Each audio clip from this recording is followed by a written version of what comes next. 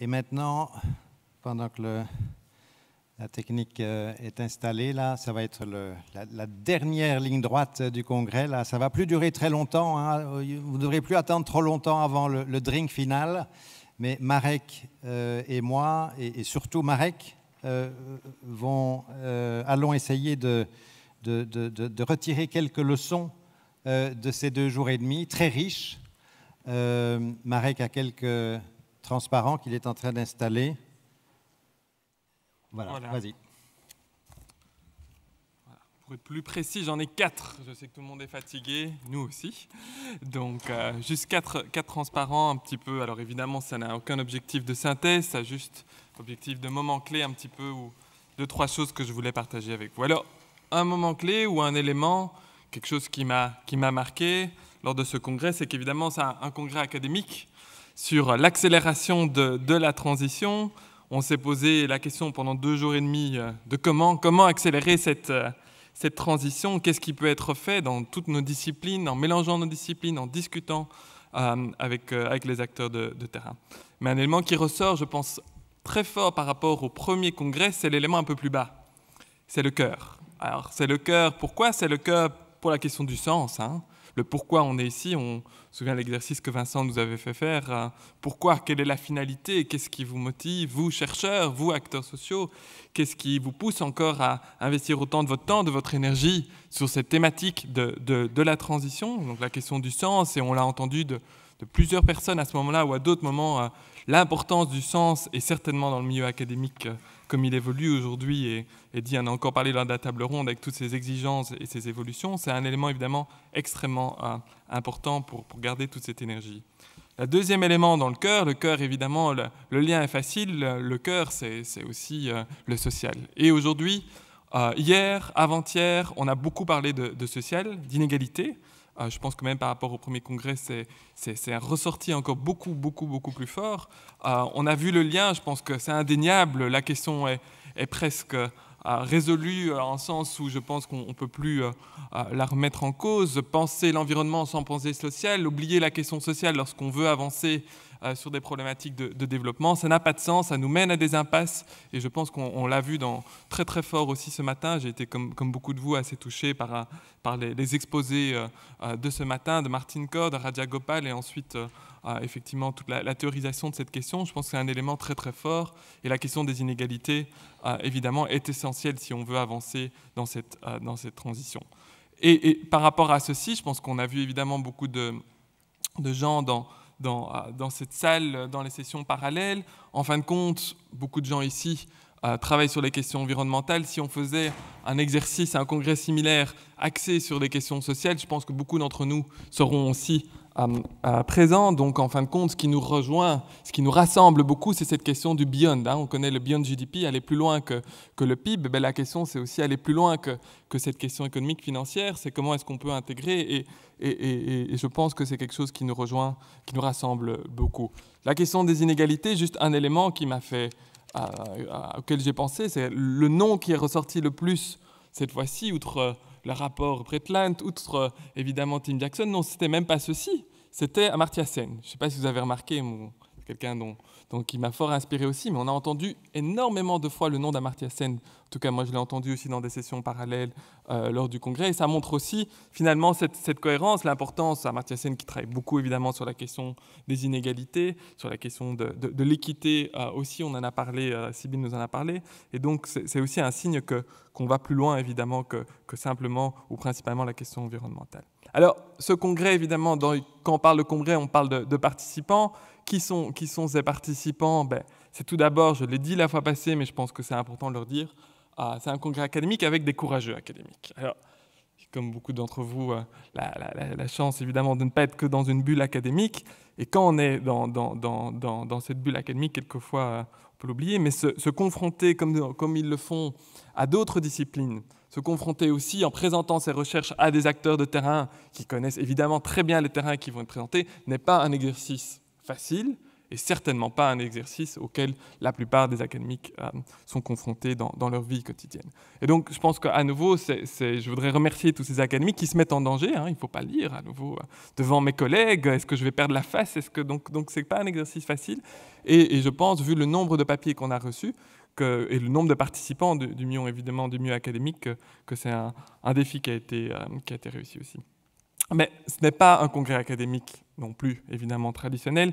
C'est un congrès transdisciplinaire. C'est un congrès transdisciplinaire qui, dès la première fois, a permis d'attirer beaucoup de monde du monde associatif, hein, beaucoup d'ONG, d'associations qui nous ont réunis aussi, qui sont venus avec nous.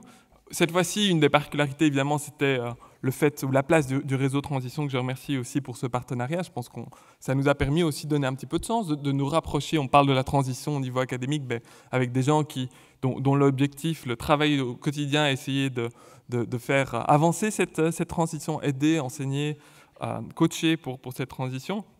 Une des choses, je voudrais le redire, qui moi, m'a beaucoup inspiré et qui m'a donné l'énergie lors des derniers jours de préparation, lorsqu'on devait encore remettre le cœur à l'ouvrage pour faire face au désistement, au changement d'horaire, vous voyez de quoi je parle, etc. C'était le fait de voir que ça percolait dans le milieu politique, dans en tout cas les pouvoirs publics. Le nombre de personnes qui viennent des services publics wallons, des services publics fédéraux, on vient de le dire il y a quelques moments, de mandataires à différents niveaux, qui devaient avoir l'accord du conseil communal. Quelquefois, j'ai découvert plein de choses grâce à tout ça. C'est quelque chose qui nous a inspirés. Au moins, on se dit, voilà, on sort évidemment de notre bulle académique, on parle au monde associatif, mais aussi on peut espérer qu'on aille plus loin avec ça. Par rapport à ces acteurs, aussi bien au milieu associatif qu'au pouvoir public, je voudrais vous dire qu'il ne faut pas hésiter à quelquefois, donc la bulle du monde académique existe, il ne faut pas hésiter à essayer de la percer. Je pense que réellement questionner ce monde académique, quelquefois ce monde académique a tendance à vouloir planer. Soyez exigeants dans les hypothèses, dans les résultats. C'est l'idée de la transdisciplinarité. Évidemment, ici, vous avez un certain nombre d'académiques qui se mettent en danger, donc ce ne sont peut-être pas eux qui vont planer le plus loin, finalement, de la réalité. Mais je pense qu'on n'est pas assez exigeant, personnellement, avec le milieu académique aujourd'hui, qu'on peut aller beaucoup plus loin sur ce qu'il doit faire, sur les objectifs, sur la transdisciplinarité aussi comme méthode de prise de décision, ou comme objectif, ayant comme objectif de donner des implications concrètes pour la décision. Troisième élément c'est un peu aussi un élément dont on a parlé, la construction d'une histoire commune, hein, évidemment. Le deuxième, on a l'impression que ça continue par rapport au premier. Quelquefois, on a l'impression que cette discussion avait commencé et on la continue ici. Quelques personnes nous parlent déjà du troisième congrès, laissez-moi dormir d'abord. Mais en tout cas, on voit qu'il y a cette histoire commune, cette envie de continuer. On l'a entendu plusieurs fois, évidemment, les personnes qui sont les moins contentes ne vont pas venir nous le dire, mais en tout cas, on a beaucoup de gens contents qui sont venus nous le dire, et ça, évidemment, ça fait vraiment plaisir. Et cet élément, ce terme qui a été utilisé de bienveillance, qui ressort très très fort, certainement, on en discutait avec quelques collègues par rapport à des congrès disciplinaires, on a cette bienveillance, on sait que cet exercice n'est pas facile, il y a quand même un esprit de corps qui ne se retrouve pas toujours dans les congrès disciplinaires aussi. Alors, troisième élément, je vais m'adresser un peu plus particulièrement aux chercheurs. Un slide jusqu'au ceci, mais je pense que si je ne le fais pas ici, je ne le ferai pas. C'est par rapport à, évidemment, ce qui est important pour nous dans nos recherches, c'est, outre la recherche action, la recherche transdisciplinaire, la recherche fondamentale, le FNRS. Le FNRS, deux mots. On sait que le FNRS a lancé il y a quelques années cette commission Foresight. Je pense que le milieu académique qui travaille sur la transdisciplinarité a raté le coche, je le dis de manière assez directe. On n'a pas assez soumis de projets en commission Foresight, il n'y a pas eu autant de propositions, ce qui fait qu'évidemment cette commission Foresight, n'ayant pas assez de projets, mais finalement n'a pas pris l'ampleur qu'elle aurait pu prendre, n'a pas pris l'ampleur qu'elle devrait prendre aussi, et donc du coup on retrouve vers une sorte de repli disciplinaire. En quelques mots, ce sont des gens des disciplines qui vont analyser l'interdisciplinaire. On a un deuxième élément qui arrive, l'appel du WIST, on en a parlé mercredi, qui va sortir d'un jour à l'autre, hein, ce centre qui a pour objectif, vous voyez le SD, Sustainable Development. Je pense que là, cette fois-ci, on sait que tous ces académiques sont toujours très pris, mais on ne doit pas rater, je pense, ce deuxième coche. Il est important pour que ces recherches perdurent, que le milieu académique se démène. On n'a évidemment pas encore toutes les informations, mais que se démène et qu'il y ait vraiment un engouement pour cet appel si on veut que ça puisse continuer. Deuxième élément, l'interdisciplinaire. L'interdisciplinaire, la question, on a parlé, c'est la mise en œuvre, l'institutionnalisation. On en parle, j'en discutais avec des collègues de Louvain. On le voit que finalement, les dernières évolutions ne sont pas toujours très positives, alors qu'on en parle beaucoup par rapport à l'institutionnalisation de l'interdisciplinaire. On voit qu'il y a quand même une sorte presque de mouvement en arrière dans certaines institutions où les instituts interdisciplinaires ont très difficile d'exister. Aujourd'hui, je pense qu'il faut protéger l'interdisciplinarité, il faut se battre littéralement parce que je pense que ce terme est accepté par nos autorités, mais il faut se battre pour qu'il puisse exister, avoir des cadres spécifiques, des professeurs qui soient nommés dans des instituts interdisciplinaires.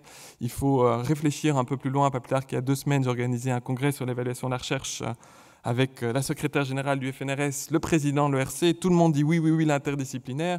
Mais en fin de compte, on se rend compte que c'est extrêmement difficile de développer cette recherche. Aujourd'hui, il faut qu'on réfléchisse en commun, qu'on ouvre une boîte par rapport à ceci. Et c'est important de passer à l'action, je pense, par rapport à ça. Troisième élément, la recherche transdisciplinaire, le développement durable, évidemment, un cadre fantastique pour la faire. C'est certainement une nécessité aujourd'hui pour le développement durable. Je pense que ça peut aussi être dans d'autres domaines que le développement durable. On en a parlé avec des collègues. Pourquoi pas l'imaginer d'ailleurs et faire des petits en termes de méthodologie. Finalement, et demain, évidemment, je vous ai parlé de notre besoin de sommeil, mais à part ça, je pense qu'il y a beaucoup d'énergie, évidemment, qui est ressortie. On le voit, on l'a entendu. On le sent aussi, on parle de la tête et du corps, on le sent, toute cette énergie, on ne nous la reprendra pas, on l'a créée ensemble aussi. Il y a un certain nombre d'éléments qui sont nés aussi lors de ce deuxième congrès. Le défi, évidemment, c'est d'institutionnaliser. On dit que le plus dur, c'est de passer au deuxième. Dans ce cas-ci, je ne suis pas sûr que le troisième, ce ne sera pas encore plus difficile que le deuxième, ne fût-ce que pour les questions de financement. On avait la garantie d'avoir un financement pour le deuxième. Les personnes qui se mettront pour le troisième, et je pense que ça, on va trouver des énergies, mais devront aller toquer dans beaucoup plus de portes qu'avant, réexpliquer. Donc ça va être important de se mettre tous ensemble pour institutionnaliser le congrès interdisciplinaire pour le développement durable. Ça en vaut la peine, mais je pense qu'on aura besoin de plus d'énergie que l'on pensait. 2 idées, si on y arrive, et je pense qu'on va y arriver. Je suis fondamentalement optimiste et je pense qu'il y a des raisons pour l'être. C'est encore intensifier la préparation des articles transdisciplinaires. Évidemment, l'appel est venu assez tard. On sait que ça prend du temps. Discuter, acteurs sociaux, acteurs académiques, ça prend du temps. L'intensifier, l'annoncer à l'avant, faire des ateliers pour ça, favoriser, ça pourrait être d'autres objectifs aussi. Je pense qu'il faut permettre le temps à cette recherche de se développer. Évidemment, ce n'est pas simplement avec un appel en 3-4 mois qu'on peut le faire. Et dernier élément, une idée que j'ai entendue et qui moi, m'a parlé, évidemment, ça n'engage que moi à 6h-5 la dernière journée, c'est cette idée aussi de quelquefois peut-être avoir un moment dans le congrès pour renverser les rôles. Je pense que les acteurs sociaux aussi, quelquefois, ont envie de pouvoir, eux, pas simplement être dans la salle, à discuter des papiers académiques ou écouter, mais aussi quelquefois avancer et puis avoir l'acteur académique qui réagit. Je pense que ce serait bien d'avoir, même dans un congrès académique, une place pour ceci. Et donc, j'espère que l'énergie de la 3e édition pourra aussi mener à tout ceci. Voilà. Je vais laisser la parole à Jean-Pascal pour les remerciements aussi. Merci Marek. D'abord, on va applaudir Marek.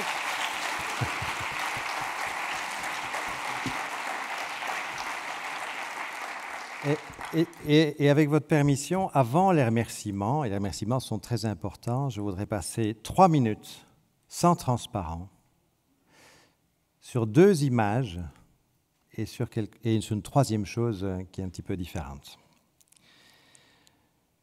La première image, c'est quelque chose de très réel. Ce n'est pas une image, en fait, c'est un objet. Je pense que c'est un objet qui est au cœur de ce dont nous avons parlé pendant ces 2 jours et demi. C'est le tabouret du développement durable. Le tabouret, c'est un tabouret qui a une longue histoire. Je ne vais pas vous la raconter maintenant. C'est une histoire qui me touche beaucoup, mais je ne vais pas la raconter maintenant. Ce tabouret, il a évidemment 3 pieds. Et vous savez que si les 3 pieds ne sont pas de la bonne longueur, le tabouret il n'est pas stable. Le développement durable, vous savez, qu'il a le volet social, le volet environnemental, le volet économique, et que s'ils ne sont pas pris en compte tous les 3, il y a quelque chose qui est plus stable là. C'est quelque chose de très important à avoir en tête quand on se souvient de ce que c'est que le développement durable, qui n'est pas que un des 3 pieds, c'est les 3. Et pour qu'il soit horizontal, il faut que les 3 soient considérés. La deuxième image, et elle est plus imaginaire, c'est celle que je voudrais reprendre, que j'ai demandé à ceux qui étaient là mercredi soir à l'ULB de visualiser dans leur tête. C'est cette image que je ne vous ai pas montrée, mais qui est très présente dans ma tête à moi, et ceux qui me suivent sur Twitter l'ont peut-être vue sur mon fil Twitter. C'est cette image de 4 enfants kenyans dans le county de Machakos, et qui ont un sourire jusqu'aux oreilles, un sourire extraordinaire, comme les enfants africains peuvent en avoir. Et s'ils ont ce sourire, c'est en partie en tout cas, parce qu'ils sont à côté des résultats d'un projet de coopération au développement réalisé vraiment dans l'esprit du développement durable, avec notamment un système d'adduction d'eau, mais qui est lié aussi à des projets scolaires, etc. Je crois et ça a été dit plusieurs fois ces 2 derniers jours, il faut penser aux enfants. Et Jeff Sachs en a parlé aussi. Il a parlé de l'importance des objectifs de développement durable liés à l'éducation. Il faut penser aux enfants. Et je crois que si on pense un peu plus aux enfants dans ce que nous faisons, quand nous réfléchissons aux questions de développement durable, il y a peut-être beaucoup de choses qui vont devenir plus claires. Et le 3e élément avant, et j'arrive au remerciement, le 3e élément vient d'une suggestion que j'ai reçue aujourd'hui. C'est au fond après cette avalanche que nous avons reçue à un débit très élevé, des papiers, des sessions parallèles, des sessions plénières, des téléconférences par Skype, des rushs, toutes sortes de choses du matin au soir. Est-ce qu'il ne serait pas utile de prendre un tout petit moment pour s'arrêter? Je sais que le temps est là, que le drink est là, vous avez tout ça. Non, un tout petit moment pour s'arrêter. Un tout petit moment pour intégrer pendant 1 minute. Il va y avoir un tout petit fond musical pour nous aider à faire ça. Tout ce qu'on a entendu, tout ce qu'on a rencontré, tout ce qu'on a vécu pendant ces 2 jours et demi. Merci.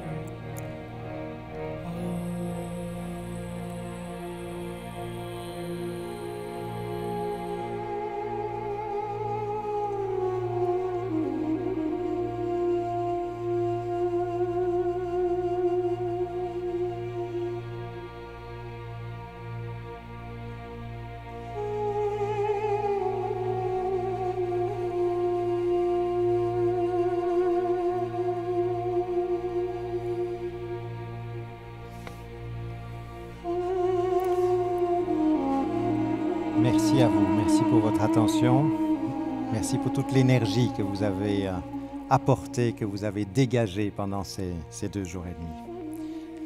Merci aussi à tous ceux qui ont permis ce congrès, cette 2e édition du congrès interdisciplinaire du développement durable. La région wallonne d'abord, qui a financé l'essentiel de ce qui nous a permis d'organiser ce congrès. Le ministre Carlo Di Antonio, qui a ouvert le congrès hier matin ici. Le ministre-président Paul Magnette, qui nous a envoyé un message d'accueil à l'ULB mercredi soir. Il faut rendre à César ce qui est à César. Le ministre Nollet, l'ex-ministre Nollet, qui avait lancé cette série de congrès du développement durable, dont on espère que la 2e édition ne sera pas la 2e édition et qu'il y aura encore d'autres éditions à l'avenir. mais aussi le FNRS, nos partenaires médiatiques, Le Soir, La Première, la RTBF, Imagine, le réseau Transition que Marek a cité, la Fondation pour les générations futures, Association 21, la Maison des sciences, la Fondation Bernheim et la revue Mille lieues. Tous ces partenaires nous ont chacun, à leur manière, aidé à ce que ce congrès puisse avoir lieu. Le comité scientifique, tous les membres du comité scientifique qui ont beaucoup travaillé, qui représentent toutes les universités présentes en Wallonie-Bruxelles, ce qu'on appelait la communauté française de Belgique.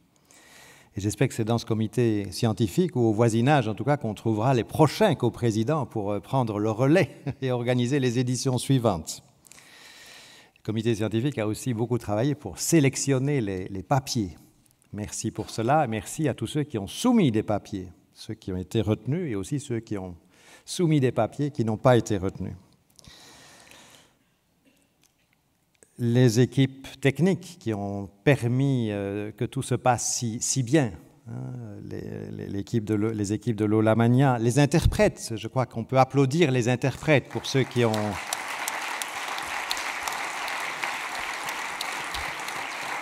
nous ont aidés à ce que la communication ne soit en tout cas pas arrêtée par la barrière des langues. Tous les orateurs, Eddie Kakelberg, qui est encore présent ici, Béatrice Delvaux, qui a animé le débat mercredi soir, les auteurs des rapports de synthèse, tous les participants et les participantes.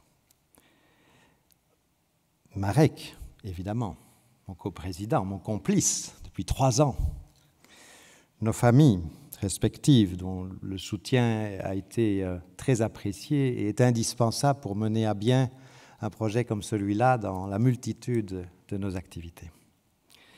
Mais j'arrive peut-être aux personnes les plus importantes à qui je vais demander de monter sur scène si elles veulent bien. Véronique Deuze.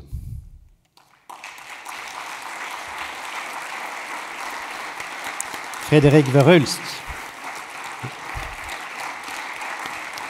Et je voudrais associer... Voilà. Voilà.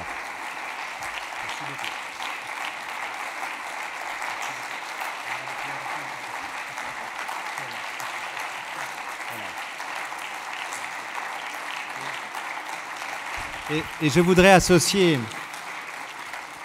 Donc vraiment, Véronique Véronique à l'UCL pardon, voilà, je me trompe. Voilà. C'est bien la preuve que la collaboration a été parfaite. Frédéric à l'UCL, Véronique à l'ULB ont vraiment travaillé extrêmement intensément pendant plus d'1 an pour arriver au point d'aujourd'hui. Je voudrais aussi inviter Benoît Vanos, s'il veut bien quitter les ordinateurs qu'il est en train de contrôler et qui ont permis que tout se passe si bien, ce qu'il y a sur l'écran, les éclairages, Skype, toutes les requêtes, parfois pas faciles à rencontrer. Est-ce que Benoît Vanos peut venir ici? Pardon? Il veut... Ah ben, il y a quelque chose pour lui aussi. Alors, s'il ne vient pas ici, on va pas pouvoir lui donner. Hein? J'espère qu'il va nous... Quoi? J'espère qu'ils sont là-bas. Oui, oui. Ah, quand même.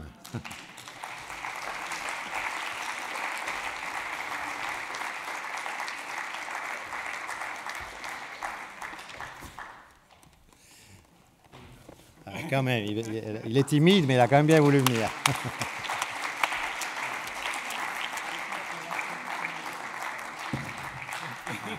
Des chocolats durables, fair trade, etc. Voilà. Merci beaucoup. Merci à tous et d'être restés aussi jusqu'à maintenant. Sans vous, et bien évidemment, on n'aurait pas pu avoir un congrès si riche et si vivant. Merci. Et maintenant, il y a un drink pour fêter ça et en espérant se retrouver dans 2 ans quelque part en communauté française pour la 3e édition. Merci.